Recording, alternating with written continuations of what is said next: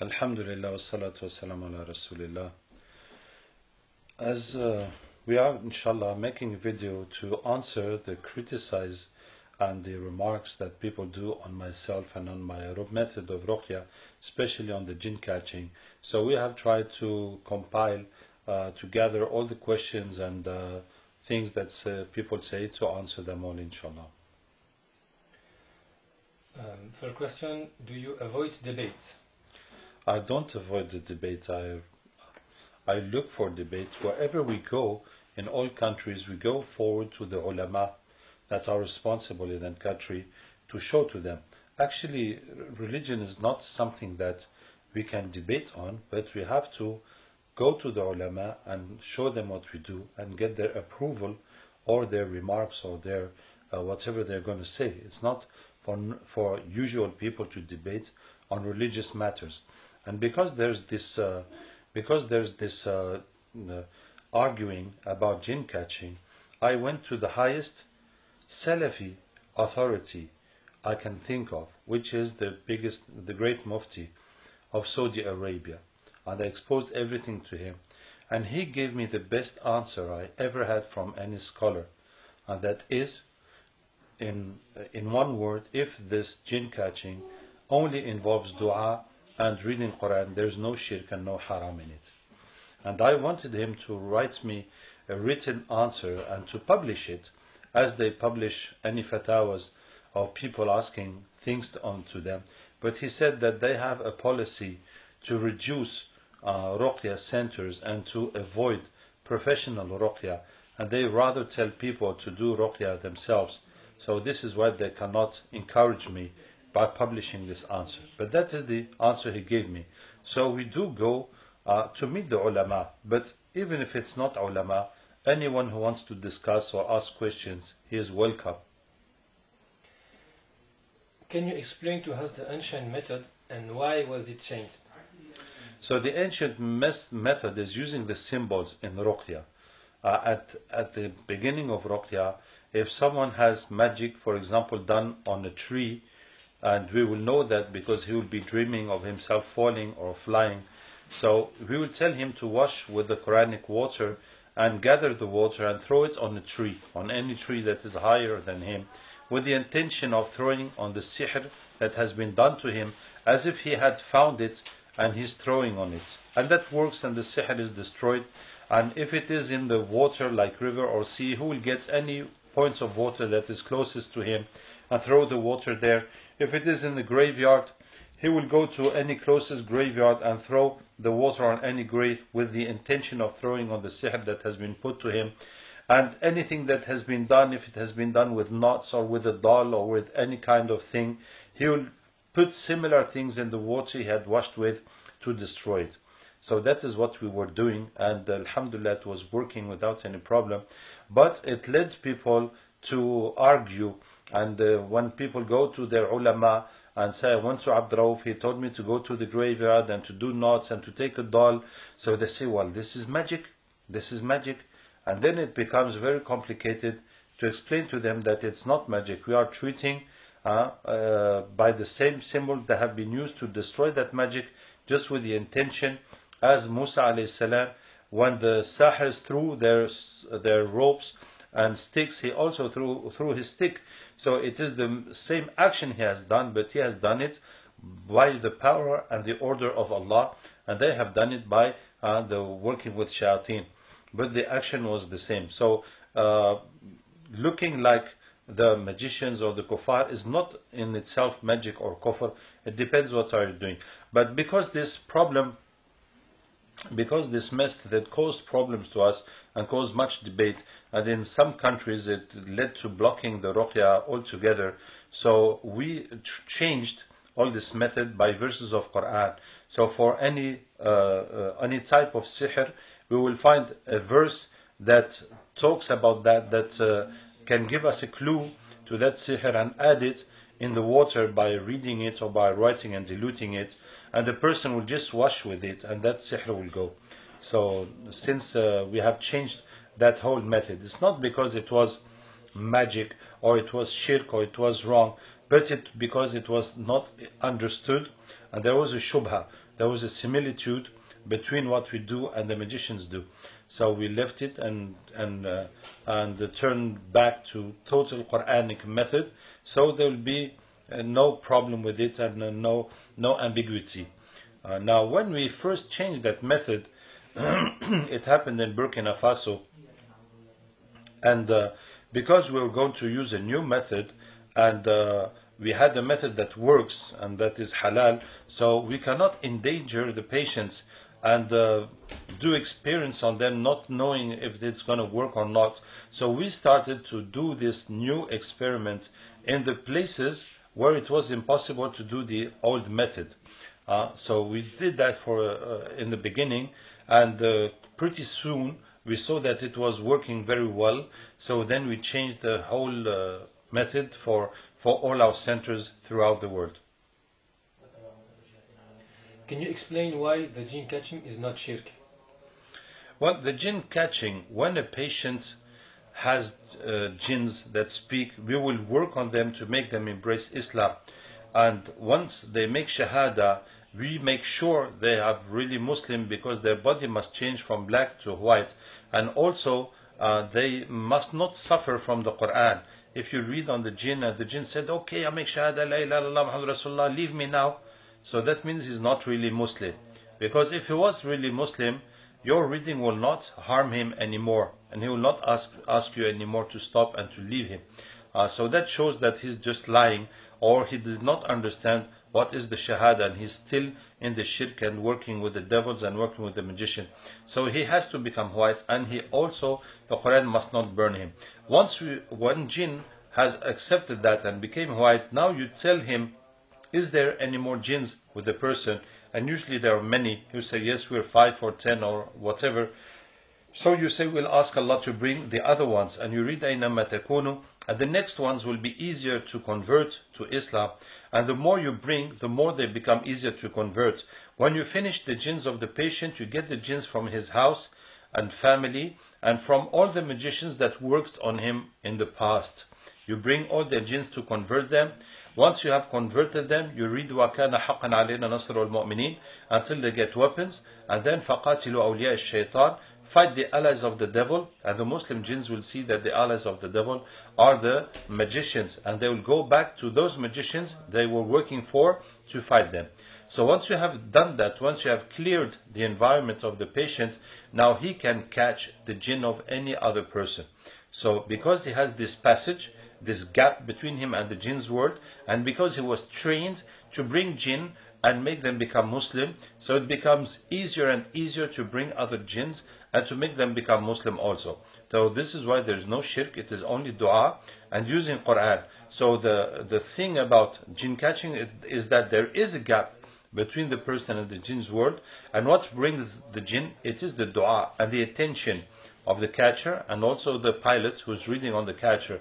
And those verses of Quran make it easy, because the Quran acts on jinn. Allah Ta'ala has told us twice in Quran, in 2 separate stories, that the jinns came to Rasulullah when he was praying, and they heard his recitation of Quran, and they embraced Islam without even him knowing that they were there, without any discussion between them. They just listened to Quran, and that shocked them positively, and they accepted Islam. But unfortunately, we were not able to take advantage of these surahs and these teachings, and for years I was debating with jinns to make them become Muslim, until I discovered that it was useless, and you just have to give them a verse of Quran that means what you want to say, and they will accept it, and they will embrace Islam immediately. So since we have discovered that, we are using Quran for jinn catching, so it makes it very fast and easy for jinns to come and to become Muslim. Do you work with jinn? We don't work with jinns, and I don't believe in working with jinns. So in our jinn catching, we catch the bad jinns that are harming people, we make them become Muslim, and we send them to fight the magicians, and that's the end. The only relation we keep with them is to make dua for them every day. But that is a general rule of Islam. If you work for any Islamic work, if you give da'wah, you should give time every night to make dua for those people you have done da'wah to. For anything you do for the sake of Allah, you must give time for dua to keep it going. So that dua we do for jinns, it's like putting fuel in your car every day. It keeps them going, and it keeps your good actions that you have done for Allah Ta'ala going, because you keep on entertaining them with new dua. That is the only relation you keep with the jinns. And I don't believe in working with jinns. Actually, it did happen that some jinns become Muslim and they say they want to help me. I said, go ahead, help. Whatever you can help, help.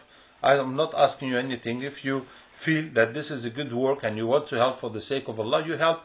But we cannot keep a contact with the jinn. If someone has a jinn that helps him to cure people, for example, the jinn will give him information that this patient has this has that, he's got such and such situation, it will not last more than a month.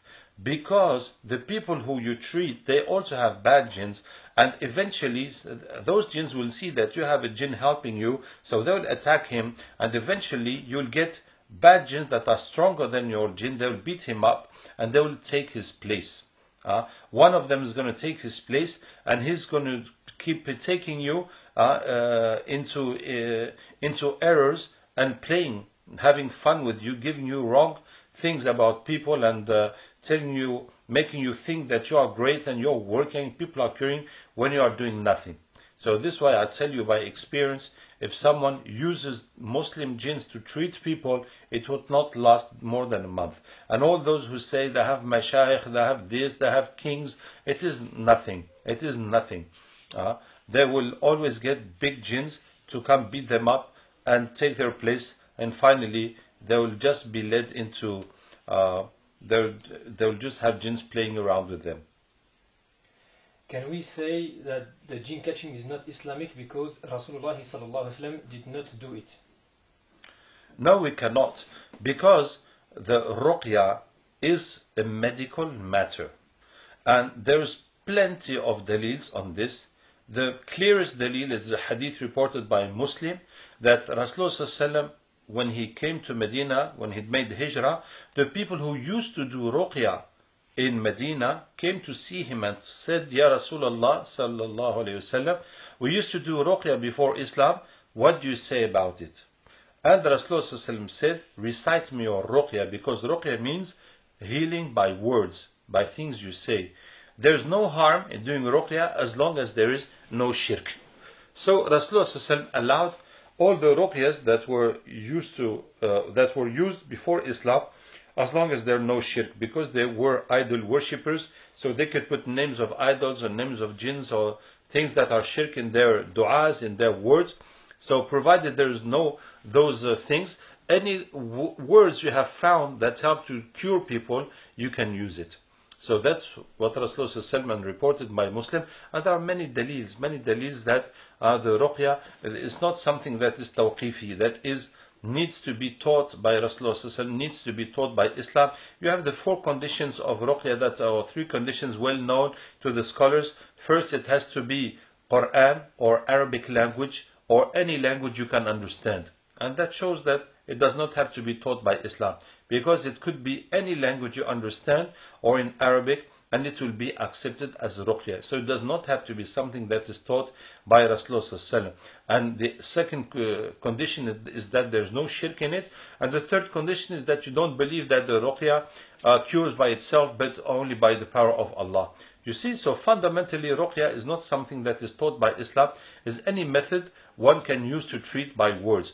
But now that these words are Quran and we are using Quran, so there's absolutely no doubt that it is halal, because any other words, as long as there's no shirk, are accepted. So what about Quran?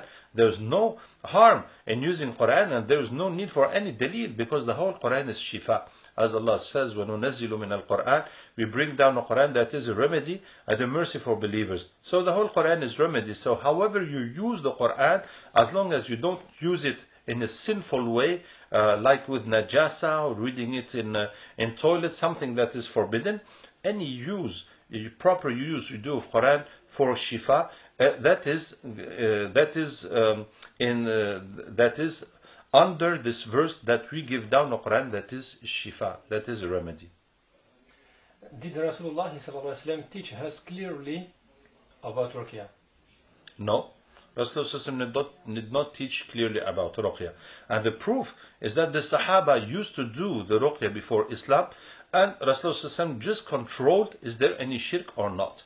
And look at the other story when the Sahaba met a tribe, when the chief of the tribe was bit by a scorpion, and one Sahabi went to do Ruqya, and he did Ruqya by Fatiha on him, by Surah Fatiha. And when they came back to Medina, and Rasulullah asked him, وَمَا أَدْرَاكَ أَنَّهَا رُقْيَةٌ, how did you know that Fatiha was a Ruqya? That this Surah Fatiha had the power to cure. So that means that before this story, the Sahaba did not know, and the Rasulullah did not teach them that you can use Fatiha to cure as a Ruqya. And he said, شَيْءٌ أُلْقِيَ إِلَيْ أَوْ شَيْءٌ أُلْهِمْتُهُ. He said, it just came into my mind, or I was inspired in that way.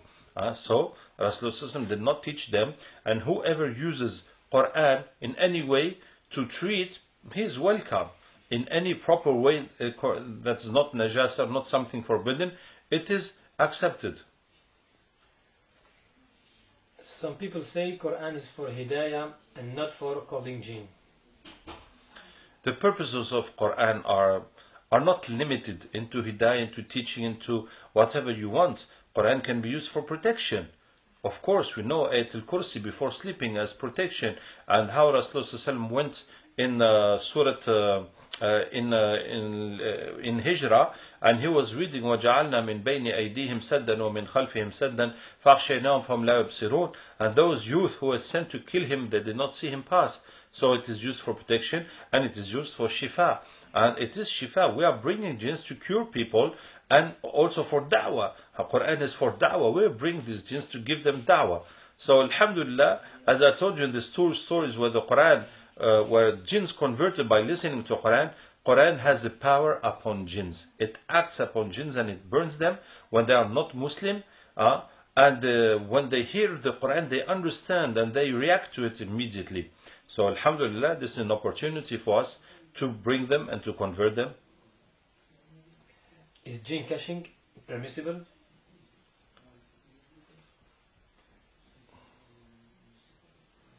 En fait, Yes, explain. What is the question? Jinn catching Ruqya is not permissible because it is seeking help, assistance and cure through jinn, which is shirk.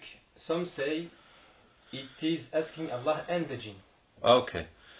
So in the jinn catching, we don't ask anything from the jinns. We don't have jinns to bring the jinns. We don't ask the jinns to come. Please come. No, we ask Allah to bring the jinns. And Allah brings the jinns. And many times the jinns say, how did you bring me here? Why did you bring me here? How come? I was hidden. How did you bring me here? They say it. And it is Allah who brought them.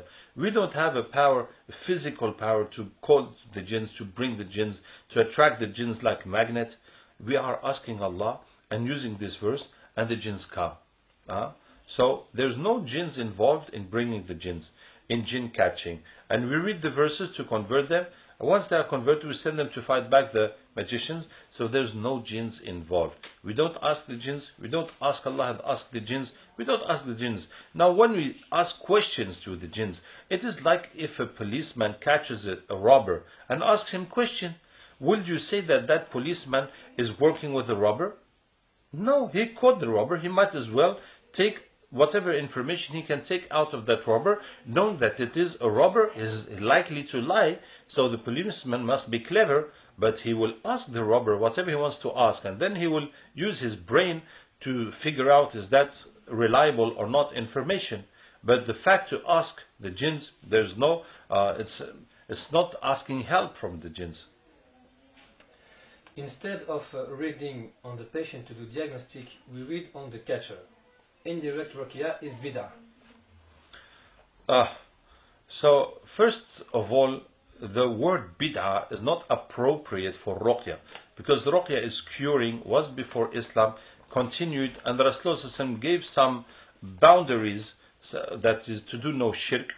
And then we knew that Quran can be used for Ruqya and for Shifa, but it was not explained and detailed by the Sunnah. So it is a medical field, even though it uses Quran, even though you must avoid shirk. But so we cannot speak of bid'ah concerning Ruqya. Secondly, I don't believe in doing diagnostic by reading on the patient. Uh, the patient comes, you read on him, and you want to see what reactions he's got, to say that you've got jinn, you've got magic, you've got ayn, you've got this, or you have nothing. I don't believe in that diagnostic. Of course, some reactions can come, but some reactions cannot come. And some people have no reactions when they listen to Quran, yet they do have Quran, they do have jinn, they do have ayn, but there's no reaction. So I don't believe in this method of diagnostic. Our diagnostic is based on 4 symptoms. Blockages in life, for work, for marriage, for studies, for money, etc.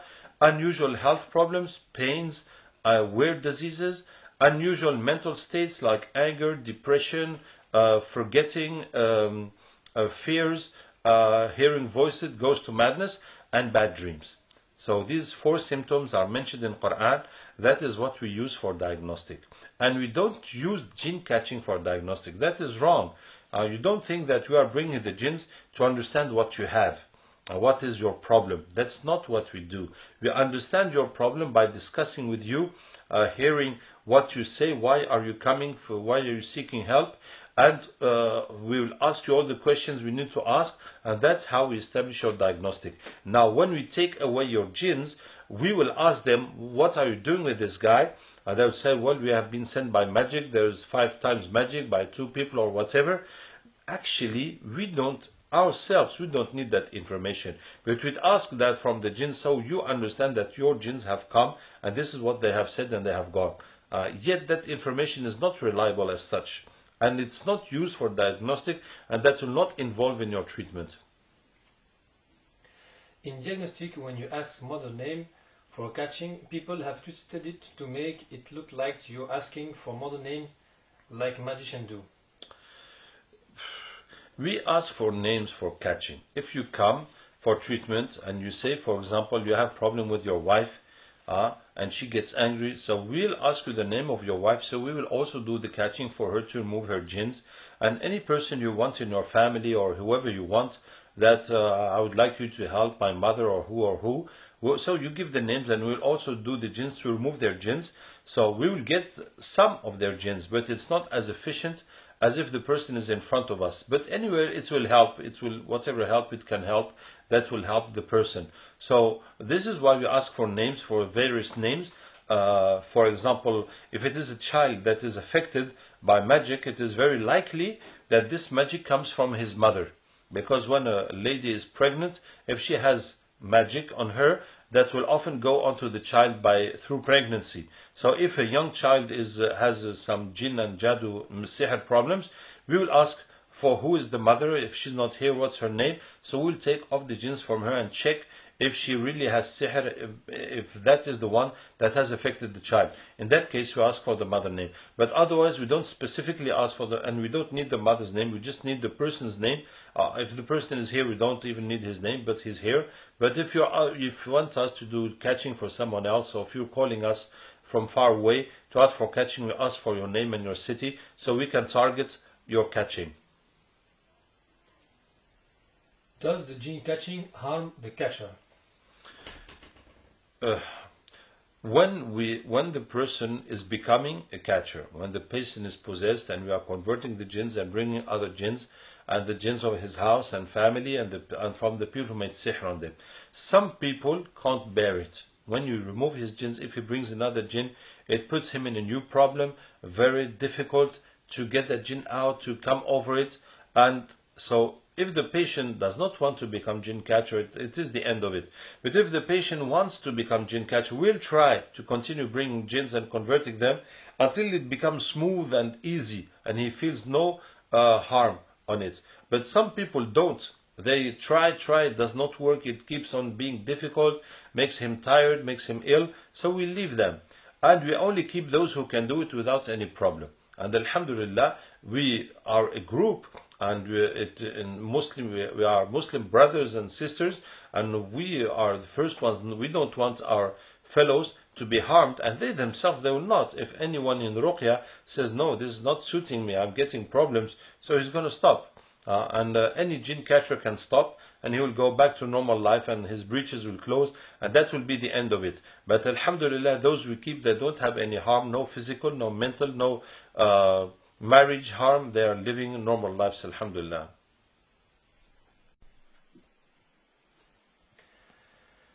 The hadith of Sulaiman alayhi salam means the catching is not allowed. What do you think about this? That is a totally wrong understanding of the hadith of Sulaiman alayhi salam. So Rasulullah said, yesterday night I was praying, a shaitan came to disturb my prayer, so I caught his neck until I felt the cool of his saliva on my arm, on my forearm, and I thought of attaching him on in the mosque, so that the morning everybody would see him and the children would play with him in Medina.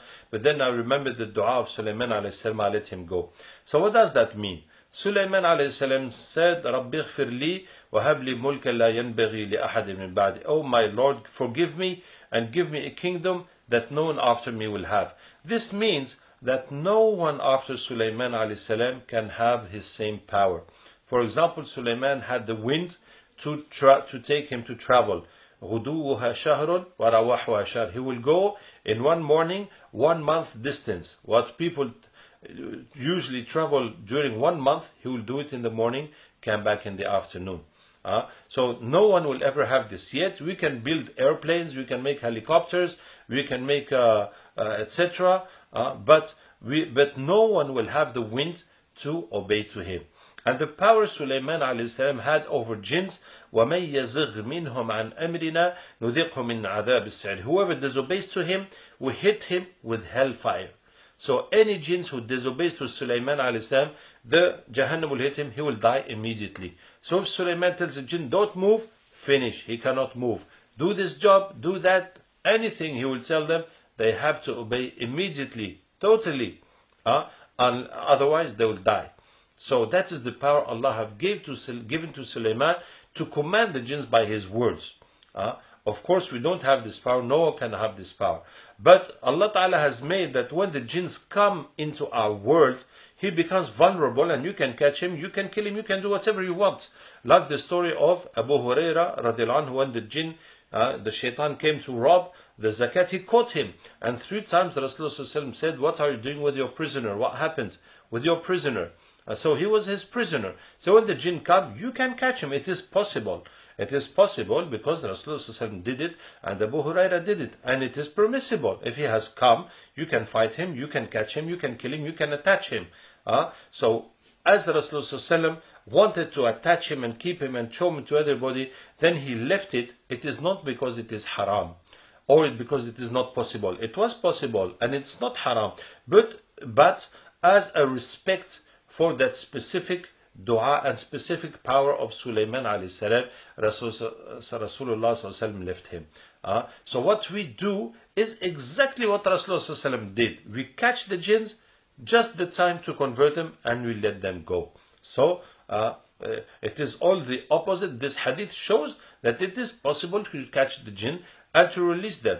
It is possible and it is not haram. And some people will say, but Rasulullah, so it is incredible. I said this to someone, he said, but yes, but Rasulullah caught the jinns when he came in front of him. But how can you catch the jinn inside of a body? You see, so these people, they don't have any argument. They just keep on looking for an argument. That's not normal. If you have something against jinn catching, you say it and you stick on it. You don't keep bringing something else. Like one told me, I answered all his arguments and he said, I don't have any more arguments, but I'm gonna look until I find a proof against jinn catching. I said, this is not normal. You must follow the proofs. It's not the proofs that will follow you.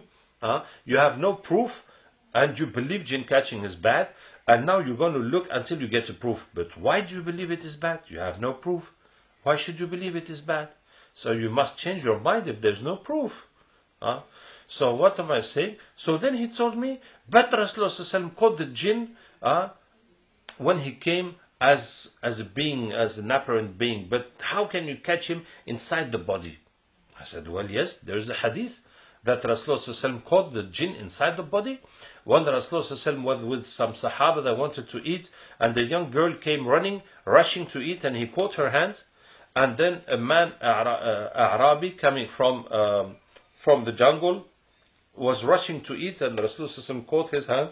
And then Rasulullah said that Shaitan wanted to eat, and he brought this young girl to eat without saying Bismillah so he can eat, and I caught her hand.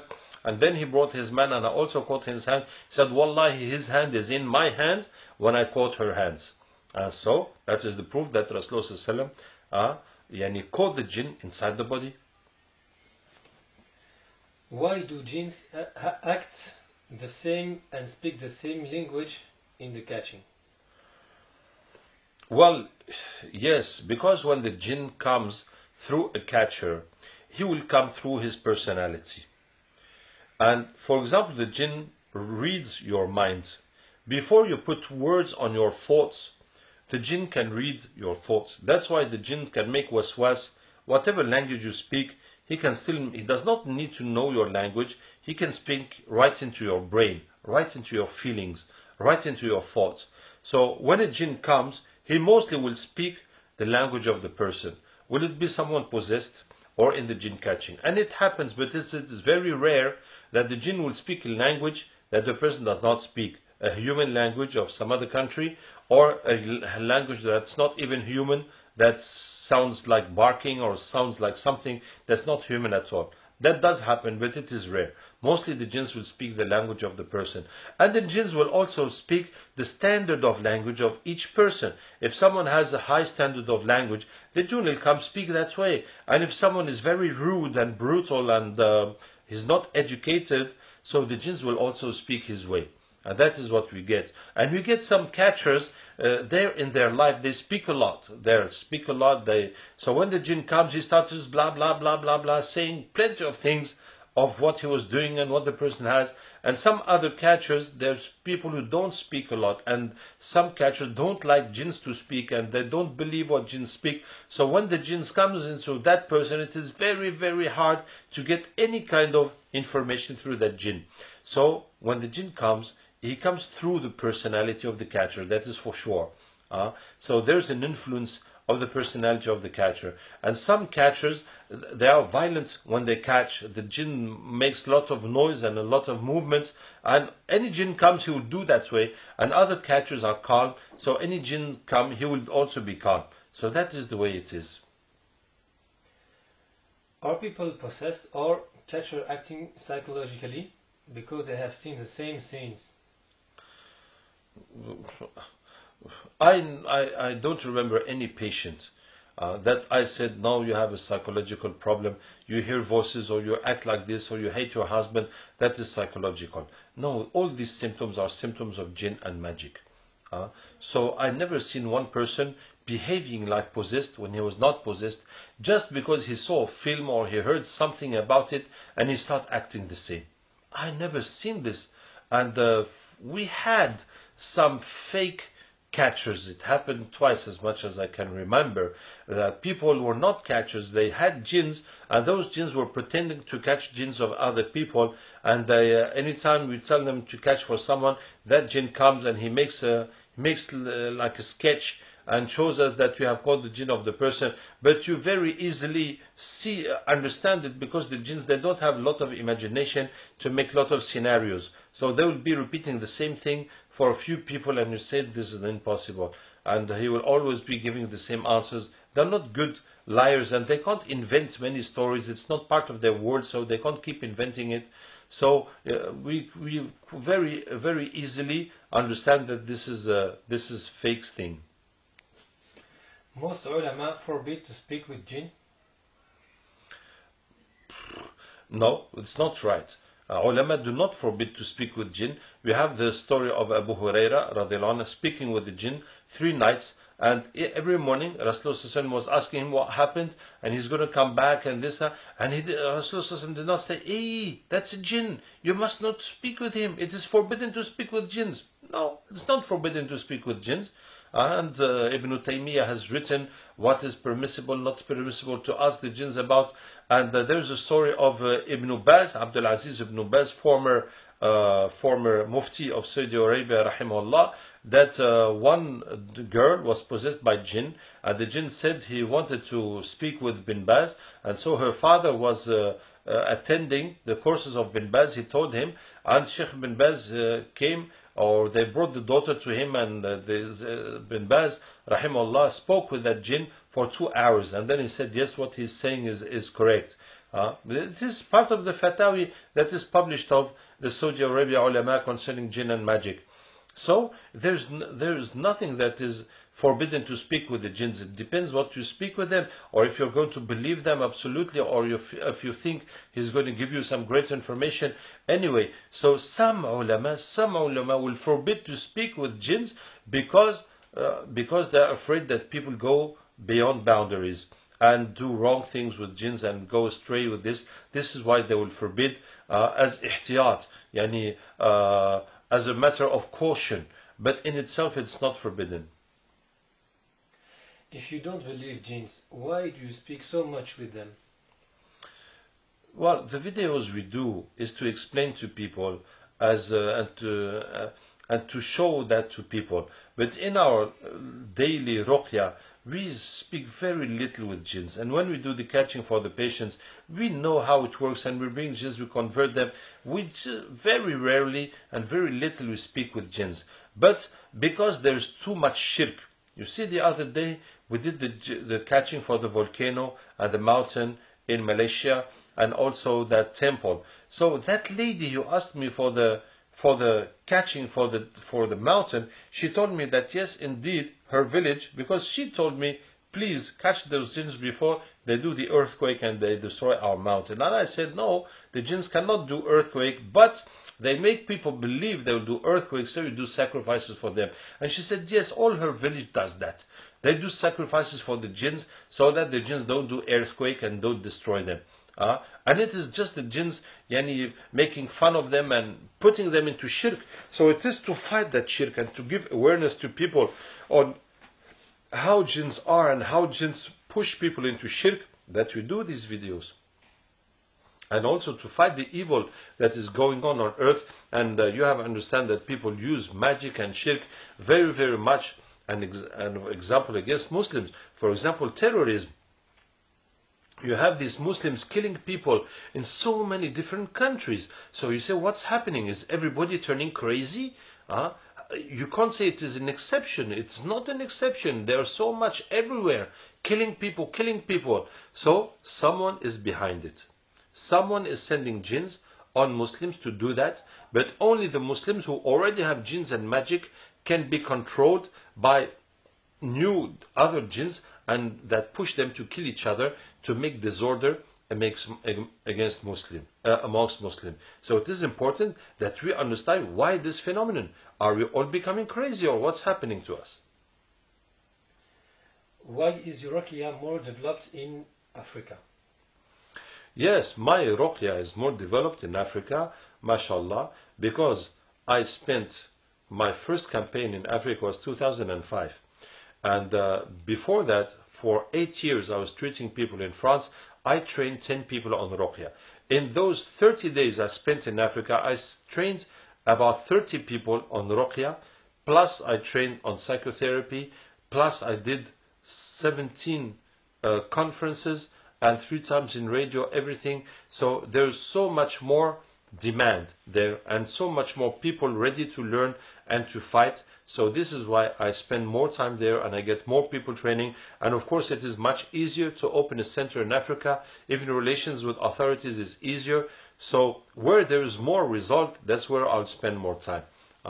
Alhamdulillah. And inshallah, may Allah make it easy for Pakistan, India, Malaysia, Indonesia, Turkey. What do you say to those? But excuse me, but Arab countries are very difficult.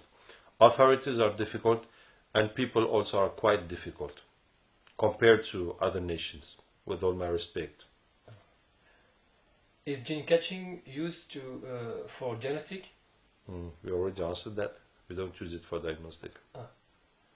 What do you say to those who accuse you of anything? Yes, some people accuse me of anything. really anything. Like for example, I went in one country. Well, it's in how's it called? In Gabon. I went in Gabon. Allah Ta'ala made that we were in the hardest Salafi masjid in the capital city, Libreville. And I spent 2 weeks there. The first week was fantastic, and we did perfect work. And it is a very big masjid with 3 floors. Alhamdulillah, we had very nice work. After 1 week, they realized I was a guy from Tabligh Jamaat. And that masjid, those people, they're really against Tabligh Jamaat, always preaching against Tabligh Jamaat. So now they were very upset how they received me and put me forward, etc. And I am from Tabligh Jamaat. So now they start looking for anything and giving any kind of arguments against me. And they said that when I say أينما تكونوا يأتي بكم الله جميعا إن الله على كل شيء قدير, I will change the words and the letters so it becomes shirk, and that is why the jinns come. لا حول ولا قوة إلا بالله. It is total nonsense, because they cannot believe how can someone from Tabligh be working on jinns and converting jinns and curing people. This is not possible, because Tabligh people, they say, have wrong aqidah, so any Tabligh person cannot be doing something right and something good. And this is completely wrong, because Tabligh is a group that does not teach aqidah. It does not teach aqidah, because in India, Pakistan, they have ulama in every masjid, and all the children of Muslims, they follow courses from young. So concerning deen, they are taught deen by their ulama according to their madhab. So when people come into Tabligh, they do not teach them deen. They just teach them da'wah. And Tabligh is a worldwide movement. So if you go in Tabligh, if you're from Arab country, from Indonesia, from Turkey, from anywhere, they will not teach you Indian madhab or Hanafi madhab or Deobandi aqidah. No, they will just teach you the way to make da'wah. That's it. And you come with your aqidah, with your madhab, with however you are, and you will stay however you are. Now, in the Indian and Pakistani groups, they have alim in each group that will also teach them about religion according to their madhab. So that is meaningless. I am Arab person, I have been in Tabligh. They did not teach me any kind of aqidah, that we go to graves, that we do this. And I have been even to India, Pakistan. I even taught Urdu, yani Sikhna. I learned a bit of Urdu so I can have direct contact with the mashayikh, with the buzurgu. And never I have seen something that is not confirmed to aqidah. So that is totally stupid and nonsense to say that Tabligh people have false aqidah, and anyone who goes to Tabligh, his aqidah is false. So this is the kind of arguments that people say nonsense.